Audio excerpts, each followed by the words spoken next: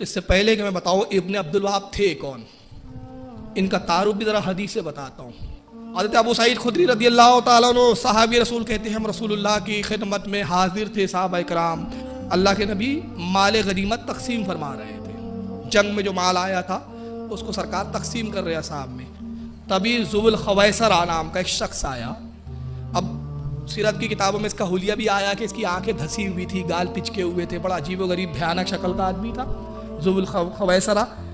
یہ آیا کس قبیلے سے تھا؟ یہ بنی تمیم سے۔ اب اس کو یاد رکھے، ذو الخویسرہ کس قبیلے سے ہے؟ بنی تمیم، بھولنا مت۔ اب وہ آیا شخص کیا کہتا ہے رسول اللہ سے، سنو اے اللہ کے نبی انصاف سے کام لو۔ یہ نبی کی گستاخی کر رہا ہے، نبی کو بگویا کہہ رہا ہے کہ محمد صلی اللہ علیہ وسلم آپ انصاف سے کام نہیں لے رہے ہیں، انصاف سے کام لو، برابر برابر بانٹو۔ یہ کیا ہے؟ کسی کو زیادہ دے رہے ہو، کسی کو کم دے رہے ہو۔ فقال ویلک فمن یدیل اذ لم عدل، اللہ کے نبی نے فرمایا، آپ دیکھیے جملے حدیث کے کیا، فقال اللہ کے نبی نے فرمایا ویلک تجھ پر خرابی ہو، اللہ کی مار ہو، معلوم ہو گیا جو گستاخ رسول ہوتا ہے رسول اس پر خود لعنت بھیجتا ہے۔ ہم بھی تو یہی کرتے ہیں، گستاخی کی تھی نا، تو نبی نے کہا اللہ کی لعنت ہو تجھ پر۔ فَمَن يَدِيلُ اِذْ لَمْ عَدِلْ، اگر میں ہی انصاف نہیں کروں گا تو پھر انصاف کون کرنے والا بچا؟ میں ہی اگر انصاف نہیں کر سکا تو پھر کون ہے جو روئے زمین پر انصاف کر سکے؟ بڑی طویل حدیث ہے، عمر ابن خطاب نے تلوار نکالی، یہ جو ہے نا سنی بس انہی سے سیرت لیتے ہیں۔ کہا یا رسول اللہ اجازت دیجئے اس گستاخ کی ابھی گردن الگ کر دیتا ہوں۔ عمر رکھ دو میاں، رحمت للعالمین ہے، سبحان رکھ دو، اور غیب دان نبی ہے، غیب دیکھ رہے ہیں، نگاہ دیکھ رہی۔ اے عمر اس کو قتل کر کے تم اس پورے فرقے پہ قابو نہ پا سکو گے، اس کے اور بھی ساتھی ہے، یہ اکیلا نہیں ہے۔ نبی کو یہ بھی پتا کون کون ہے اس کے مجاز کا۔ شاید یہ سب ان کی پول پٹی کھلتی ہے، اس لیے بولتے رسول کو غیب نہیں تھا، تاکہ غیب رسول کا انکار کرو تو اپنے باپ دادا محفوظ رہے، اور غیب مان لیں گے تو اپنے باپ دادا سب برہنہ نظر آئیں گے حدیث کی روشنی میں۔ تو اس لیے اصول بنایا، علم غیب نہیں تھا رسول اللہ کو۔ رسول اللہ نے کہا عمر تلوار رکھو، اس کے اور بھی ساتھی ہے، تم ان پر قابو نہیں پا سکتے، یہ نکلیں گے کیڑے مکوڑوں کی طرح۔ اب حدیث کے الفاظ سنیں، رسول اللہ نے فرمایا اے عمر یہ وہ لوگ ہیں کہ اتنی نمازیں پڑھیں گے، اتنی نمازیں پڑھیں گے، اتنے روزے رکھوں گے، ان کی نمازوں اور روزوں کو دیکھ کر تم اپنی نمازوں کو حقیر جانو گے۔ پہچان کیا بتائی اللہ کے نبی نے؟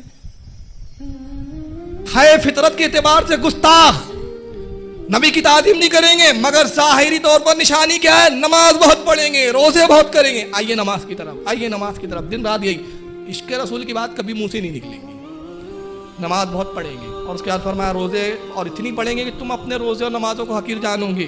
اور اس کے بعد فرماتے سرکار قرآن پڑھیں گے، قرآن حلق سے نیچے نہیں اترے گا، مطلب قرآن نہیں سمجھیں گے، دین سے ایسے نکل جائیں گے جیسے تیر شکار سے نکل جاتا ہے، یعنی تیر کمان سے نکل جاتا ہے، دین سے ایسے نکل جائیں گے۔ یہ حدیث نے واضح کیا کہ ذو الخویسرہ جو شخص تھا وہ بنو تمیم کا تھا، گستاخ تھا، اور اللہ کے نبی نے فرمایا اس کے قبیلے کے لوگ بنی تمیم کے یہ نکلتے رہیں گے، قیامت میں آئیں گے، نمازیں خوب پڑھیں گے، یاد رکھیں۔ اب آئیے ایک حدیث دیکھتے ہیں ہم، یہ بخاری کی حدیث ہے،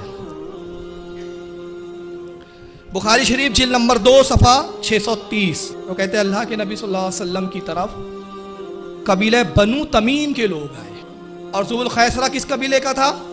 بنی تمیم کو، یاد رکھیں۔ فقال اللہ کے نبی نے ان سے ارشاد فرمایا ابشروا یا بنی تمیم، اے بنی تمیم بشارت قبول کرو، دل سے ایمان لاؤ، دل سے نبی جانو، اور جنت کی بشارت قبول کرو۔ اللہ کے نبی ہمیں بشارت نہیں چاہیے، مال چاہیے، مال، دولت دیجئے، بشارت کیا دے رہے یا رسول اللہ؟ اللہ کے رسول کا چہرہ متغیر ہو گیا، جلال آ گیا، غصہ آ گیا سرکار۔ فجاء ناس من اہل الیمن، سرکار پھر یمن والوں کی طرف مخاطب ہوئے، قبیلہ یمن کے بھی لوگ موجود تھے، سرکار نے ان کی طرف رخ کیا۔ فقال النبی صلی اللہ علیہ وسلم، اللہ کے نبی نے اہل یمن سے ارشاد فرمایا اقبلوا البشرا، اے اہل یمن تم بشارت قبول کرو، اذ لم یقبلھا بنو تمیم، حالانکہ بنو تمیم نے بشارت لینے سے انکار کر دیا ہے۔ قالوا، انہوں نے کہا قد قبلنا یا رسول اللہ، ہم نے قبول کر لیا۔ انہوں نے قبول کیا اور ویسے کرنی انہیں دے دیا گیا۔ تم نے مال دولت اور جمع کی تو تمہیں پیٹرول دے دیا گیا، سونا دے دیا گیا، دولت دے دی گئی، عیاشی تم لو، مال تم لو، سنیوں رسول تم لے جاؤ۔ سبحان اللہ سبحان اللہ۔ فیصلہ ہو چکا ہے۔ بخاری کی حدیث ہے، بس رفعین ہی پڑھو گے بخاری میں، بخاری کی حدیث ہے، لے جاؤ مال، وہاں دولت ہے، اگر وہ حق پر نہ ہوتے تو دولت مند کیوں ہوتے؟ نبی نے دے دیا، لے دولت لے چل۔ بنو تمیم تم دولت لے لو۔ بنو تمیم کی دو کوالٹی بتائی میں نے، پہلی کوالٹی بنو تمیم کا خبیث نے گستاخی کی، نبی نے کہا اس کی نسل نکلیں گی قیامت تک آئیں گی۔ دوسری بشارت قبول کی۔